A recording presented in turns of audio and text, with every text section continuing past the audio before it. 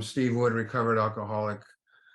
So I guess what I want to do is kind of talk about myself a little bit. And um, I grew up in a very loving family. And my mother was always about giving, giving, giving, giving, giving. And I would go with her to places to feed the homeless and stuff like that, to always like to do that. And I would say, I remember as a kid, I wrote a thing on what do you want to do? I found it about 5 years ago. What do you want to do when you're older? I think I was about 10. I said, I want to be a fireman because I want to help people. So I believe at a young age, I had a very deep aspiration of altruism, of wanting to help people. And as I got older, and even before addiction kicked in, it was really the pride in my life where I would worry about what other people were thinking of me. Because what happened with me was I grew up dyslexic, I stuttered profusely, and I also had ADHD. All those things, what they did was create fear of what other people might think. And so it's always coming back and soaring around me and looking at things that way. Um, and it was mostly like, don't let anyone know about it, to my mom, tell my mom, don't tell anyone about this. And the thing is the, I know my addictions and my alcoholisms and everything else was just a way to drown that, to feel included with people, but at the same time, but unfortunately had that allergy obsession, and my life just spiraled out of control through the late 80s to the 90s. I would go to AA, but I was a dry drunk. I said this before, I thought the people at meetings that were talking to stuff were just do-gooders. And when I got here the last time, and matter of fact, it was Christmas Eve 1999, I made a decision to end my life. And this wasn't a joke. It was like really going to happen. And it's something happened that night because I took enough pills to kill all of us together, probably. And thinking in my mind, this is the way it's supposed to be, because no one's going to have to be concerned with me anymore, and I won't cause any more harm. I thought that was the way out. I thought, this was, I was dry. I was sober. I mean, I don't think a lot of people kill themselves when they're drinking. And all this goes, the short end of the story is I woke up in the hospital. I took the tubes out of my nose where they were pumping my stomach. And I walked out of the hospital, walked to the nurse payphone and called my drug dealer up and said, hey, hook me up. I could not stop. And that was, it was like that bad. And my friend, like, after me being in his house for 2 days, I usually lasted about 1 or 2 days in his house before they told me to leave. And we went to get my car. And my car, I said, it's not there. There's no way. The cops came by there. They, someone's, they had to take me to the hospital. And that's why I ran from the hospital. I thought that's what it was. My car was still sitting there. The door was open. The keys were laying on the floor. And I don't know to this day who took me to the hospital, but I know it wasn't any of my friends. It was somebody who saw me in that car. And there was no, like, from according to the nurse who I'm the only person I talked to, said, someone just dropped you off. We found you on the front bench. And I was like, I remember sitting there thinking about it, going, wow, there's actually good people out there. And and a few years before that, I had come across some guys who were very much into the big book. And I loved the aspect of how happy they were and good they were. And they did book studies, and there's 90 people in the room. And that was when I started falling in love with that, but I couldn't stay sober. And the next 4 years, I just hurt everyone. I really was just pushing everybody away. So when I finally did this program, I'd done 1, 2, and 3 before a lot. I knew about the allergy obsession, and there's nothing like drinking with that in your body. But then I didn't really catch the God within thing. And that step 2 says that we found the great reality deep down within us. And when that happened, all of a sudden, everything just like ripped open, to where there was hope, because it shattered my conception that this old man's up in the clouds, and I coasted to the 3rd step. And, here's what I learned is when steps 4 through 9 shattered the illusion that we thought was life, and it really awakens us to this inner power. And that power, I look at as spirit, and we discover that the truth, and that's what we are, is love. And so our life starts to shift from what's in it to me to love and service for others. I firmly believe that anybody that works on themselves and finds peace and happiness, the end result is you're going to want to pass it on to another person. So do we get well to get well, or do we get well so we can help other people? And that's, I believe that it's all both. And, when all I know is when I got through the steps, I discover what love is every single time, because now it's, I'm giving that away.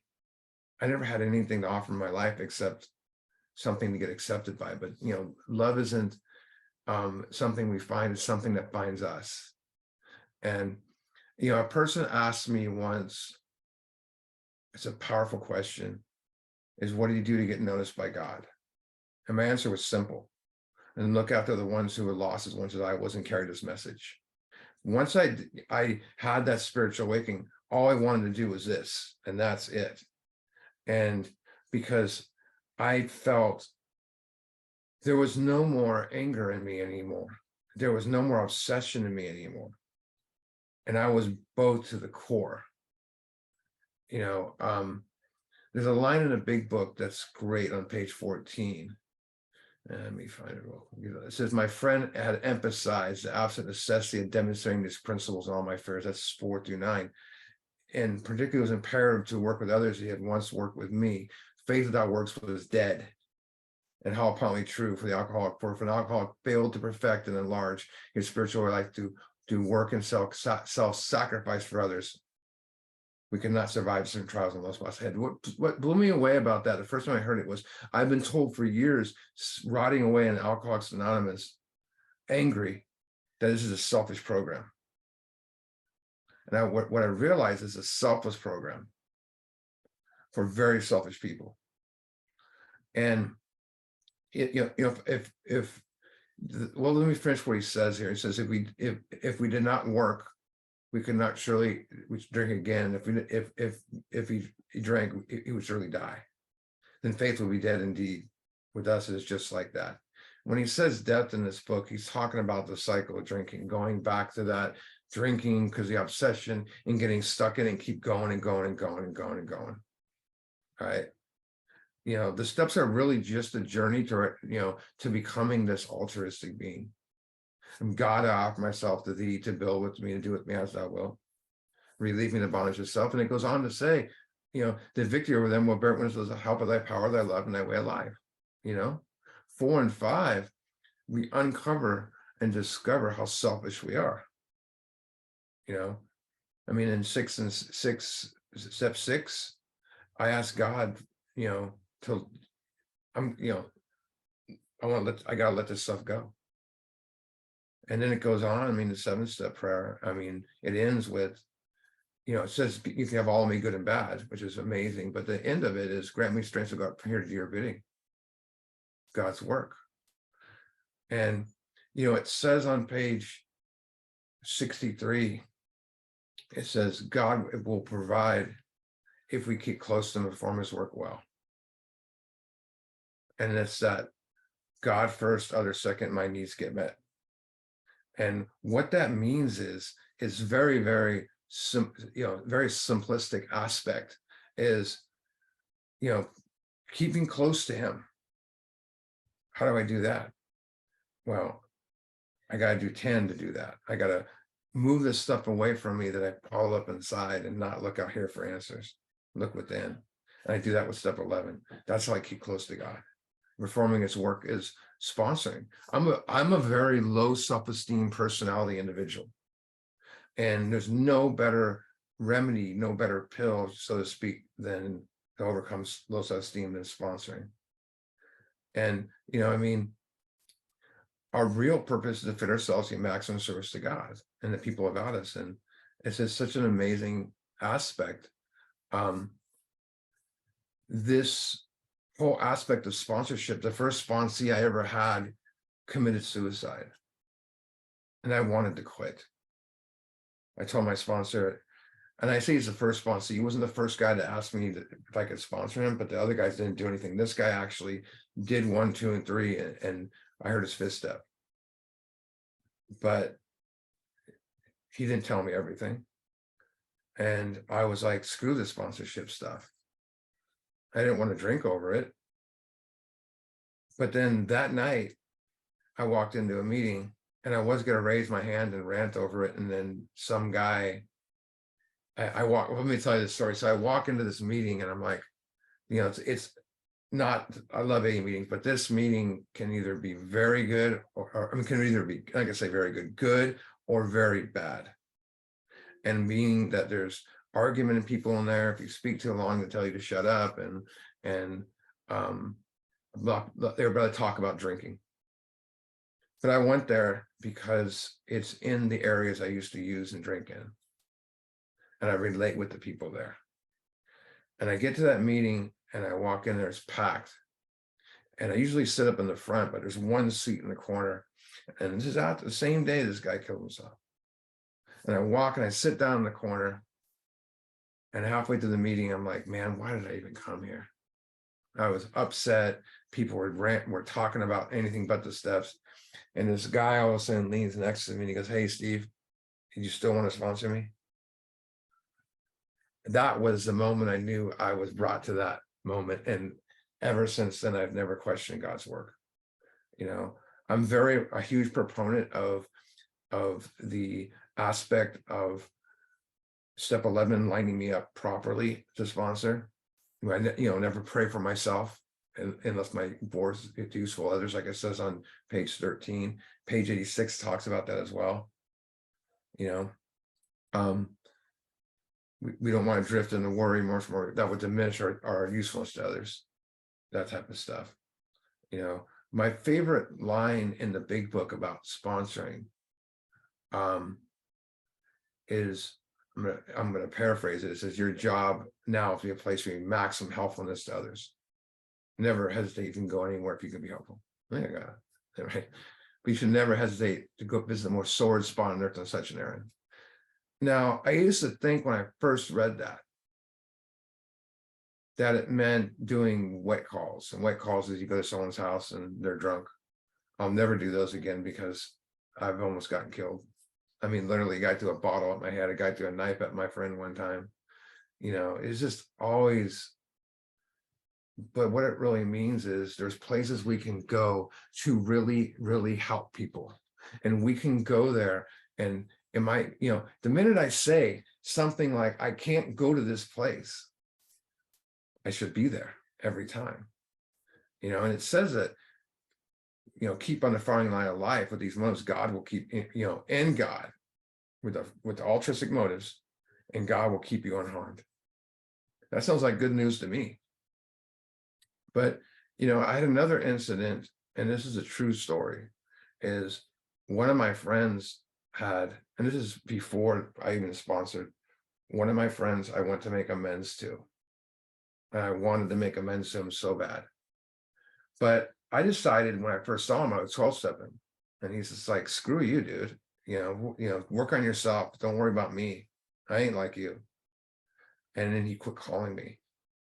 And then I went to Vegas where he lived, and I wanted to make an amends for that and for the, not paying him back money, all the stuff we do. And he called me and he sounded really surprised I was on the phone, not in a good way. And he says, I'll call you tomorrow, we'll meet. I was there 5 days. He never called me. And when I got back, he was dead. And he wasn't dead because during the time I was there. I did talk to him the last day, and he was just like, yeah, he goes, I'll try to meet you tonight. And he was just blowing me off. But like within a week after I got home, he had fallen and cut himself drinking with the bottle. And I was really upset. How am I gonna make amends to my friend? And I said, screw this program. I literally did. And I threw the big book. It sounds very cliche. I said, threw it against the wall and it bounced open and sat there on my bed. And not like I ran to it and looked at it. I picked it up later because I was like, I usually did my nightly reading at that time on my knees on the ground and read the big book. And I had about 6 months. And I looked up what it was. I was drawn right to a line in the book that I'd never seen before. And it's on 124. And it says, cling to the thought that in God's hands, the dark past, the greatest possession you have, the key to life and happiness for others. With it, you can avert misery and death for them. And the thought that came to me from God was, you couldn't help your friend, but there's hundreds of people out there, tons of people out there. And that was the second one. And then the guy, the next sponsee was a guy. It was all this stuff that's happening, and doing God's work, carrying this message is the essence of everything. Altruism is the core aspect of various religions and spiritual traditions, and it means, I think it comes from a Latin word. It means somebody else. So it's the practice of the welfare of others.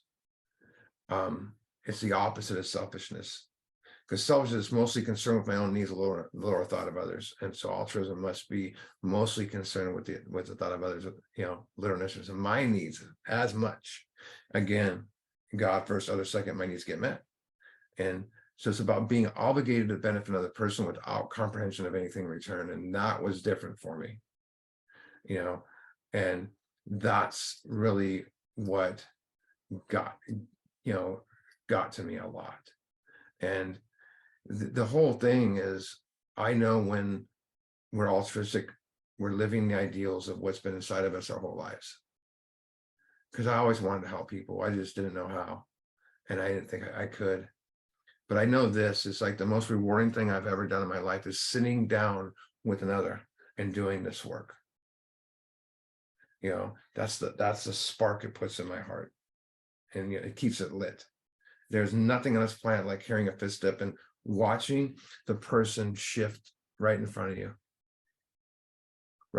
change. Where else could that happen? To the extent it does. But to witness these people's ideas, emotions, and actions, cast out. And we have compassion because we've done it before, and we know exactly what's happening to them. And there's this like, when you're hearing a fifth step and the guy's all, well, it's all about, I'm the victim here and I was screwed over and I was this, and they want to point at every single person. And then when they do this, and it's nothing you say, it's you just let them rant for a little bit,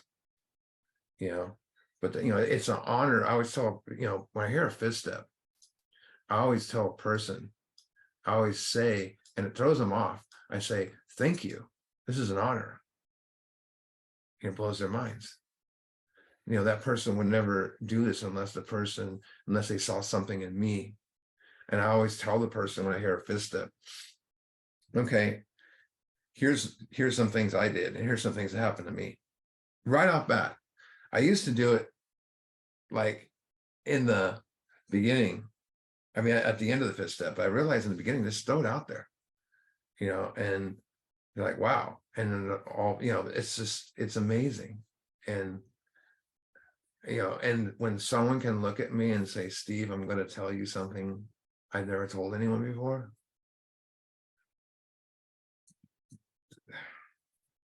That just blows my mind. There's no such thing, and carrying the message. And in 2002, I came across a new sponsor, and my first sponsor was, this is an amazing thing. He had 2 months more than I did when I asked him, but I didn't know that, because once he explained to me step 2 and the great realities within us and all that, it blew my mind so much. And I saw the fire in him. But I was looking for Don Brown. That was my grand sponsor, the guy, old guy did the book study. But I thought his name was John, and I kept asking, couldn't find him anywhere. If I would have said his name right, I would have remembered, but Also, when I heard that second step, I asked the guy where John Brown was, and he goes, "Well, Don Brown's my sponsor," he said. And anyone that hears my book studies know the deep admiration I have for my grand sponsor. It's just amazing, amazing. I never heard him say a bad word about anyone once. Never. I remember once I was at a meeting and he's sitting next to me, and I'm all, and here I am, like, I kind of go, God, this guy just, he goes, "What's wrong?" And I go, "This guy is just going on again." And he goes, "You know how hard it is to be that guy? That guy's sitting there in pain, and you call yourself a sponsor? You know how hard it is to be that guy?" And I went, whoa. And that's why that was my grand sponsor. And he passed away a couple of years ago. But I know when I sit down with another, they are helping me more than I'm helping them.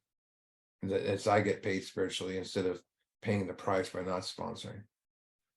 I didn't fully understand the steps until I sponsored, you know. But, you know, I mean, I've gone to work with I have a very bad back. I've had 5 back surgeries. There's not a day goes by where I don't have severe pain. And the sitting down with the guy in a chapel, which is rehab I go to, there's a chapel, and it's all old wooden benches. I don't think about my back at all. It kind of floats away. It's still there if I think about it, but, or I got up there with a migraine, and, you know, that place. So, and when I got rid of my first sponsor because he was womanizing in AA, and, you know, thank God for these steps, so I could see the character defects in another person. And I went to a meeting a few nights later, and this biker guy got up to speak, and he had a limp and he walked funny and cussed a lot. And I went, but then he talked to us, and I was cutting him off because, oh, there's a place out where I live, and it's a fellowship hall, and it's all bikers and stuff, and there's a lot of arguing goes on there. I'll just say that. I like the place, but it's not a lot of recovery there. I was just putting him in that category. And then he spoke of a spiritual experience where he saw a light, a being in front of him, but he spoke of it, and you could see it in his face. And so I'm going to get this guy as my sponsor. And he heard a second fifth step I had, and at the end of it, he goes, "How many fifth steps you heard?" And I had 2 years. And he goes, I said, I think 4. And he goes, "No, that's not." He goes, "That's good." And he goes, "Out, just out and about, right?" And I said, "A couple at Salvation Army and stuff, but out and about." And then he goes, "What if you could hear 3 fifth steps a month?" And I go, "Yeah, I don't want to go back to Salvation Army. It's too much politics there as far as like red tape to go through." And he goes, "It's DVR." And I go, "Where's DVR?" And I just moved in this apartment to a side of town, which I don't even know. This the first night there, I meet this sponsor. The next day he's at my house. It all plays out. And then he goes, ask me that question, where's your 3 or 4 fifth steps a month? And I'm like, he goes, "Dude, you're disabled. You need to do it. You need to do something." And I go, "Okay, but where's this place?" And he goes, "Dude, it's 5 minutes up the road." All that played out perfectly. And I was going there every day, and I didn't get anyone for a while. And the first sponsor I had there, I never forget. He did 26 years flat in prison. So that intimidated me a little bit because I never did time in prison. I did time in county jail. He was also a heroin addict and was a drug I only kind of smoked a few times because it was someone else had it. I never got into the cycle. I told my sponsor, I go, "What do I do?" And he goes, "Read the big book to him. Read Docker's Opinion."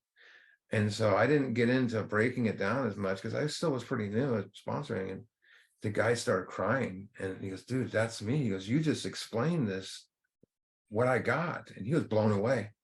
That guy's still sober, but after that, I trusted the big book 100%. Look at the Doctor's Opinion as universal. That's one of the reasons why that big book compendium came out what it was, because me sponsoring at this place, they're addicts, alcoholics there, and mostly addicts. And we do a big book study. We don't do any other program there. we bring it to them, and I saw the magic of it. And anyone says that the big book isn't universalistic towards people has never sponsored, you know. But all I know is when I'm hearing someone else's story, I'm not worried about my bills. I'm not worried about what's going to happen. All I know is, you know, I'm free at that, you know, for that moment. And I mean, I have a loving wife who lets me do what I can. And people come up to her, she doesn't even know sometime, and just say, hey, thanks you for letting Steve do book studies at my house or this place. And, I mean, I've worked with guys on Super Bowl Sunday and left parties. I've even on Christmas Eve. I do the spaghetti thing every year on Christmas Eve. And one year, a guy up the street, my former best friend, my best friend, he's died a couple of years ago of an overdose, unfortunately. I left Christmas Eve to go sit with him in his garage, and it was the first time I moved out here to where I live now. And he lived out for 10 years, and I thought he was sober. Couldn't wait to move out here, and I got here and I knew he was using. And I tried and I tried, eventually he died. But I've lost a lot of friends because of this disease, a lot of sponsees, I picked up guys in the middle of the night and drove them places, and that's the thing about this. I mean, it says in 89 that practical experience shows that nothing will so much as soon immunity from drinking. I like to say immunity from my head up my ass, than working with another alcoholic or an addict, whatever. And that life does take on a new meaning. I started, like I said, I started working with guys right away, and I'd never look back. And if a person said, the bright spot in my life would be sitting in, my man cave in here, what do you want to call it, for 7 hours here in the guy's fist up, I would thought, you're crazy. I'm not putting myself out for people, especially dope. That's the way I was. Zero interest, but it was in my heart waiting to be opened up.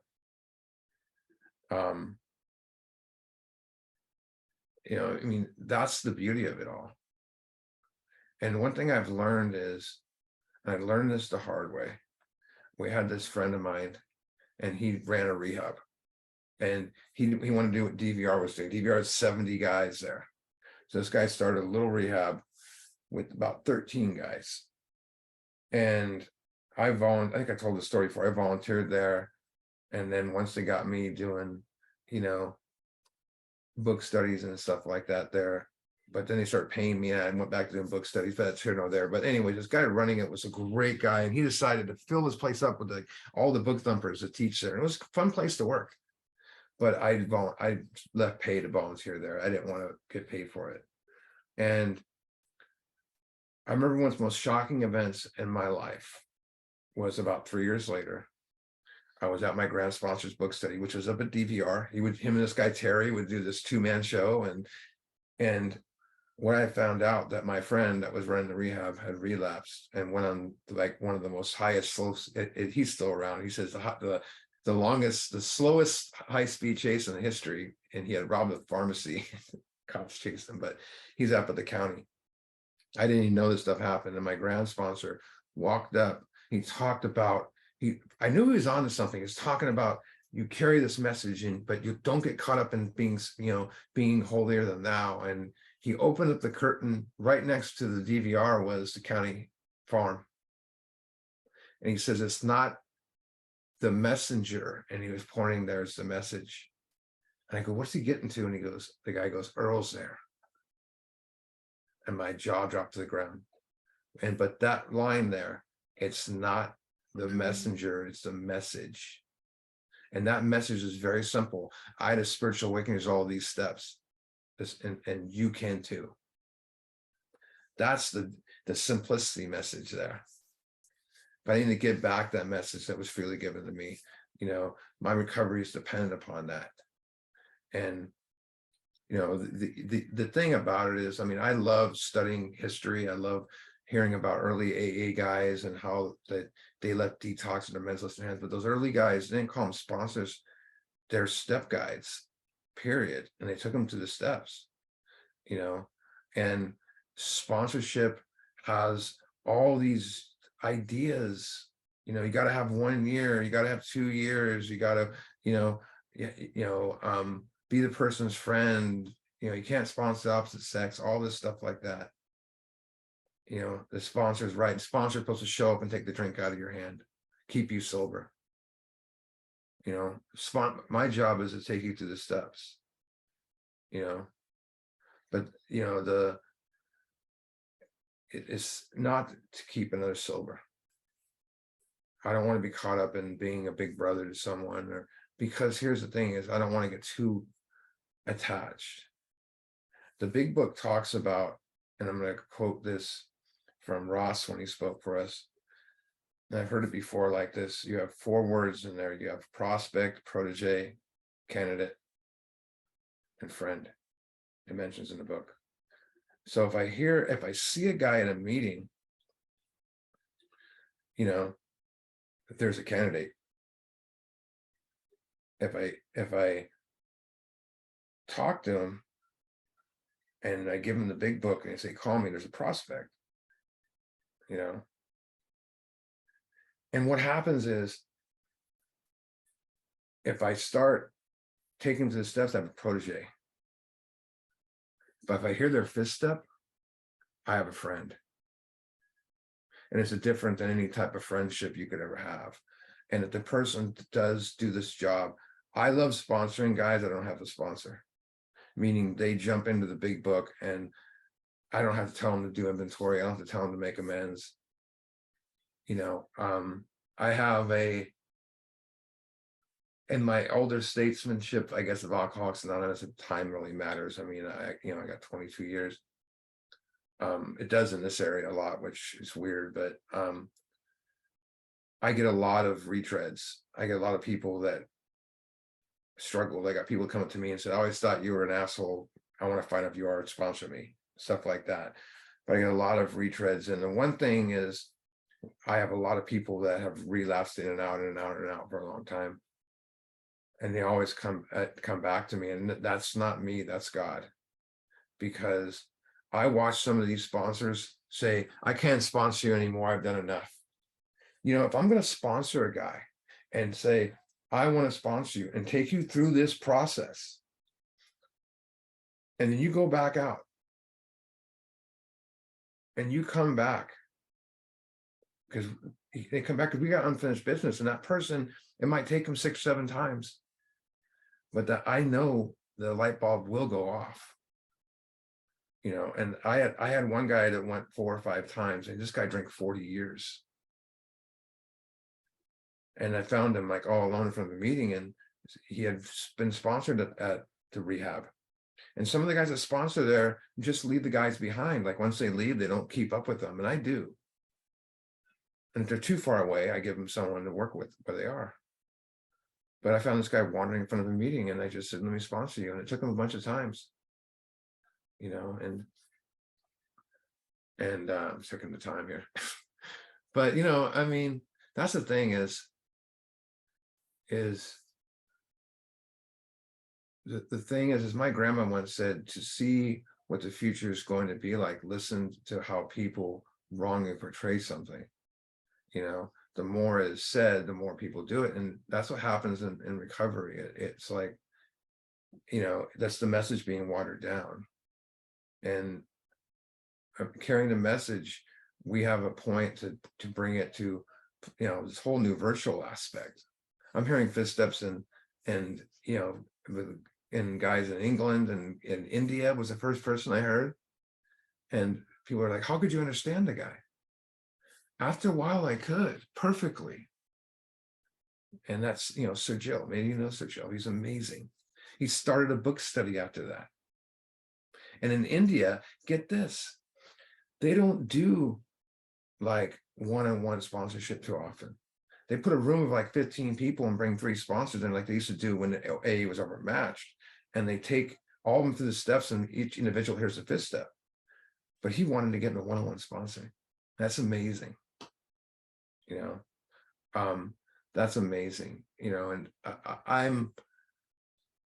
I'm very, I mean, all, like I said, all I've wanted to do was this. And the one thing that I learned is, you know, I'm not a drill sergeant sponsor. I never felt that way. I don't need to be. You know, I speak the truth with love.